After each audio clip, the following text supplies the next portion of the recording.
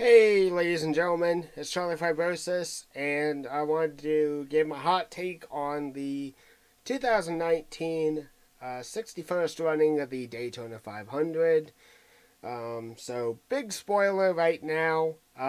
Denny Hamlin, now a two-time winner of the event. And personally, I'm not a fan of Denny Hamlin. The only thing that I really do like about him is he does support the CF Foundation. I can't really hate him that much or anything like that. I don't know. I've never really been a Denny Hamlin fan personally. But just kind of with how it was with the whole J.D. Gibbs situation, with him passing away back in January and such, you know, that's a really cool storyline. Also, really cool to hear as well, Ross Chastain got 10th place. Ross Chastain got 10th place in the Daytona 500 in an underfunded car. That's pretty cool. This car was pretty much clean as can be. Didn't have really any issues. And he finished 10th in the 500. That's pretty sweet, to be honest. But let's kind of talk about the race a little bit. So, I missed out on the very first stage and caught the second half of the second stage. I did go-karting today, which really, really exhausted me.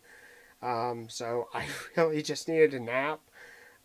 So I don't know what really happened in the first stage. I think all that I was told from my buddies was that there was a caution earlier that Bubba got involved in, which that sucks. But there really wasn't too much to it. So I caught the second half of the second stage, saw that Blaney won it, which is cool. I really, really hope that Blaney eventually gets one of these super speedway victories, especially at the 500, because the dude's talented. He's really, really talented. He just got sucked into stuff, and it's just messed him up. So yeah. But, as to my thoughts about the race in general, for what I saw at least, it was pretty good until we started getting some of those big wrecks near the end. And I knew that these were possibly going to happen, but right around the time that we got about maybe 20 to 25 laps to go, I was like, okay, please do not bring out a caution. Please do not let us have another caution, because the problem that I see all the time is I appreciate NASCAR doing the whole green-white checker rule, and they do unlimited attempts nowadays. But the problem that I see is it takes a whole lap for these cars to get up to speed anyway.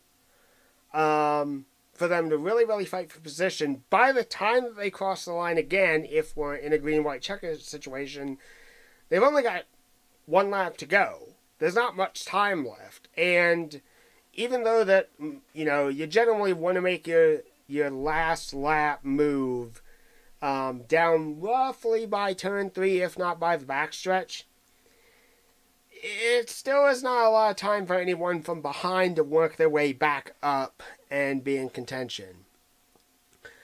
But we saw some really, really bad wrecks too today. Eric Almirola got propped up into the air, getting stuck. Actually landing on top of David Reagan's car. Alex Bowman got involved in some stuff. Blaney got involved. Daniel Hemrick, which, man, that really is disappointing. Hemrick was doing really, really good, and it sucks to see him just not be able to finish the race and just get torn up in such a massive crash. Now, the one thing that I will say about this Speedweeks is, and this is what I can kind of praise the 500 for at least, is that I saw the truck race and I didn't really care much for it because there were so few trucks competing at the end, and especially in the case of the last lap, or second to last caution, with the whole, I think it was Austin Hill or Austin Wayne Self and Bobby Gerhart getting involved and wrecking one another. Throw on to the fact that there were also only about 8 to 10 trucks running at the finish. That sucked. And the Xfinity race sucked because it was nothing but a high line, follow the leader. No one really wanted to make a move. No one wanted to really do anything. And Michael Annett just kind of cruises his way to victory. And no one really wanted to do anything. I don't really have a massive problem with Michael Annett. I just don't think he's all that interesting, to be honest. But yeah. For the 500, though, I thought the racing was really good. And it was really cool to see some racing happen. And, 3 wide passes, side-by-side passes, planning and picking out where to draft and then where to make your move or anything else like that. That was good to see. It's just the wrecks there at the end was stupid. A buddy of mine was rooting for Clint Boyer, and as I thought about it, it's like, well, I don't really care for Clint Boyer, but I don't hate the guy either. I think it'd be kind of cool if he wins the thing, and he was in contention to win. But he just timed it wrong. He timed it wrong and got spun off the nose of Michael McDowell and ended up wrecking. Now, McDowell had a good finish tonight. Congratulations to him. I think he got like top 5 or so. But yeah, it's like... Yeah, I don't even know what to say. It's just frustrating because there really should have been a lot more cars that should have finished this race, that should have been in contention to win, that had a shot at winning, and they either got swept up in a couple of big ones or they got in a small stupid incident with like under 20 to go. And the funny thing is minus 2 situations, which I'll get to that one more in depth in just a minute. Minus the situation earlier in the race with, I think it was Kurt Busch and Jamie McMurray who spun around, and the whole pit lane incident, there were not that many cars that were knocked out of this thing that really lost their shot at winning. So, I just think it kind of sucks that there at the very end with 25 laps to go, so many wrecks happened, and it just screwed things up. Alright, so let's actually talk about something that I think is really stupid and really interesting, at least. The pit lane incident. So, let me say this. I have played a lot of NR. I've recorded a lot of NR races, as you guys have seen on YouTube and Twitch. And there has been some crazy stuff that has happened. There's been crazy wrecks there. There has been incidents where there has been a pit lane crash. I've even had cases where I locked up the back of the car, spun it sideways, hit someone, straightened it back out, got some damage on my car and the opponent's car, but nothing too bad. I never really expected that I would see an NR-style crash take place in a real NASCAR race. And Cody Ware? Cody Ware? What? Why? What? How did you mess that up? I mean, I know that you're going really, really fast when you're coming out of turn 4 and down onto the race, or down onto the apron and so, but like, everyone else had it collected. And you hit your own teammate. You hit BJ McLeod, the guy who hires you to race the Xfinity cars in certain races. You hit him. You knocked him out of the way.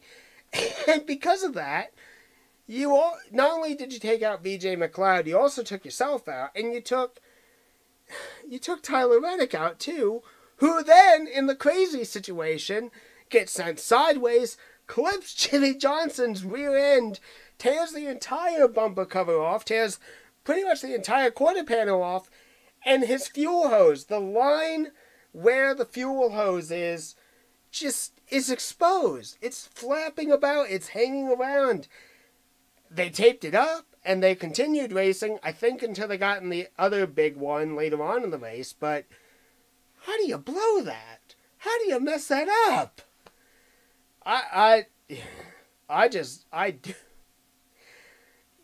seen some really stupid pit lane entrances and stuff like that, but that was just a comedy of errors. Like, wow. Just wow. So yeah. I think Cody Ware will obviously still have a job, but he unfortunately took himself out. He took Jimmy Johnson's car and tore it all up. took Tyler Reddick out, and that sucks.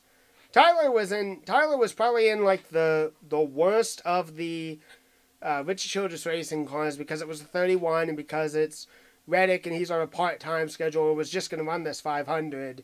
And the full-time guys are Austin Dillon and Daniel Hemrick. It sucks that Reddick got involved in that. It really, really does. Because I think that if it had gone just a little bit different, or if the wreck had occurred and it was just between McLeod and Ware, and it didn't stack up and accordion itself up into the front, I think that Reddick would have been fine. He probably could have gotten like a 15th place finish. But yeah, that sucks. I feel bad for Tyler Reddick. I'm not a Jimmy Johnson fan, but I feel bad for him too. That sucked. That really, really sucked, and it was so goofy to see on TV. So, I guess to just kind of finish things out, like I said, I'm not really a fan of Denny Hamlin, but you know what? That's a sweet victory. That's a very sweet story to see in the end of it. You see the 11, the 18, and the 20 go 1, 2, 3 at the 500. And the only other time I think we ever saw something like that was with Hendrick Motorsports back in, I want to say 1997 was when Jeff Gordon won the 500. And then Labonte and Craven finished second and third, I believe it was. I think that was the case. But yeah, all in all, I thought the racing was great. Now, to briefly touch on this, and I'm not going to get in too deep into it because I want to keep this video fairly short. Let's talk about real quick the whole idea of the package in Atlanta. I'm not interested in it one bit. I think that with the testing that we saw at Las Vegas a few weeks back, and it being just essentially super speedway racing, draft racing, everything else like that, and they're going to do that at every single race ahead. I'm not really a fan of this. And a big reason why is I will say that some races definitely do need a bit of a spice flavor to it. But the thing is you shouldn't have every single race be a draft package, essentially. That's not really conducive to good racing. I will say this, while Atlanta in the past could be a definitely boring race, especially if, like, say, Kyle Busch or Jeff Gordon got, like, super far ahead of the field and ended up winning by, like, 3-4 seconds over the field and just dominated all day. That's boring to see. However, the best car won the race, and that's how it should be. And the problem with this too is that what's going to happen is all these cars are going to bunch in together. You're going to see two wide racing, which will look good on TV.